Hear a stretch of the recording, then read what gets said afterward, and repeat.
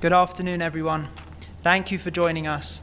Israel's ambassador to the United Nations, Danon, will deliver a brief statement today on the one-year anniversary of the October 7th terrorist attacks. He will take your questions afterwards. If you are called to ask a question, please remember to state your name and your news outlet. Thank you. Good afternoon. October 7 wasn't just another dark day in Jewish history. It was our worst nightmare realized.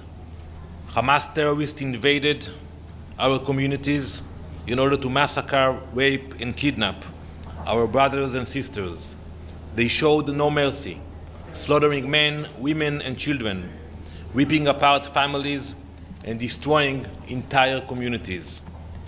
Today, at 3 p.m., we are holding a memorial for the victims here at the United Nations, an institution that has failed us time and time again.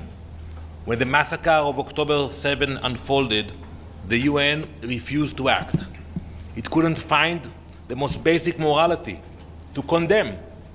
One condemnation of the brutal murder of innocent civilians, and it could not bring itself to call out the atrocities for what they were. Instead of standing with the innocent, this institution remained silent.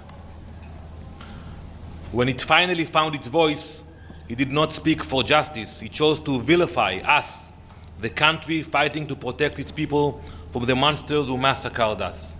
The UN has failed in its most basic mandate to protect the innocent and condemn evil. We are following what's happening in Israel. Earlier today, we intercepted a ballistic missile that was launched from Yemen at our civilians in the center of Israel. We will continue to monitor what's happening. We continue to fight in multiple fronts. We are deploying all necessary capabilities against our enemies, both in defense and offense. And I can tell Iran and their proxies, they should know, we will decide when and where, but there will be a response. There will be a response. We will ensure that all those who seek to destroy us will pay the price for their actions. Thank you. Ambassador Sean Nichols from Reuters. Has Israel decided when and where to strike back against Iran? We are debating it, and the cabinet met and will continue to meet. We will choose the exact location and the way of the response. But it will happen. It will take place. The event this afternoon, did you invite the Secretary General or any other UN officials to attend? We invited ambassadors, and we expect the participation of dozens of ambassadors. You know that the situation with the SG, I would say, is sensitive.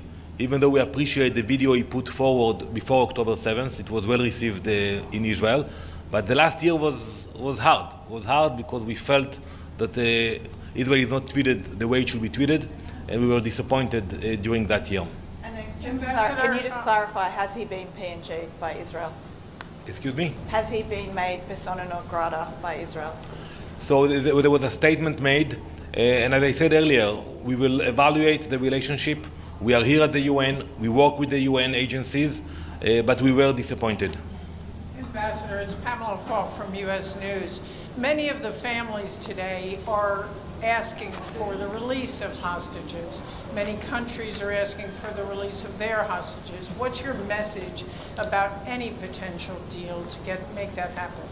So we will have families today with us at the event, and we will tell them that we will not give up. We will not give up on their family members.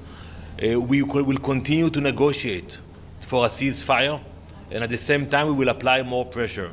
We know that there was some issues with Mr. Sinwar, who is hiding in the tunnels, but we hope that we will be able to continue the negotiations with the support of those countries who are handling the negotiations. Your Excellency, Carmen Maria Rodriguez of America TV. This is speculation, but this could happen, we hope. If the hostages would be released, how would Jerusalem react? Well, that would be a miracle, and I think it will end our activities in Gaza.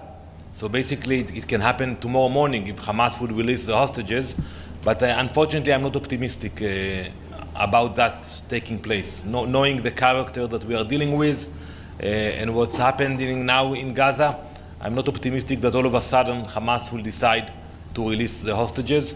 I also encourage you all to visit an exhibition that we are going to open today at 1:30 p.m. On level 1. It will show pictures of people who lost their lives, of victims that died on October 7th. Yes, please. Thank you, Mr. Ambassador. I'm Camelia Intekhabi, Chief Editor of the Independent Persian. There is lots of rumors circulated in Persian media that Ismail Qaani, the chief commander of the Quds force, has been in Lebanon during this strike Israel done in southern suburb.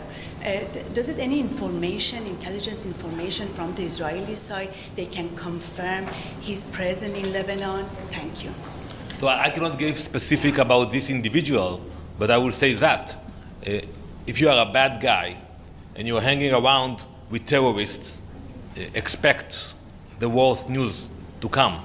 So I don't know about this gentleman, but I can tell you about other Iranians who were involved in terror activities in Lebanon who were hurt because they were plotting to attack us.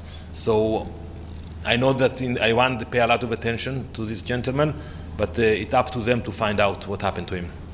Thank you very much. Can I Thank follow you. up?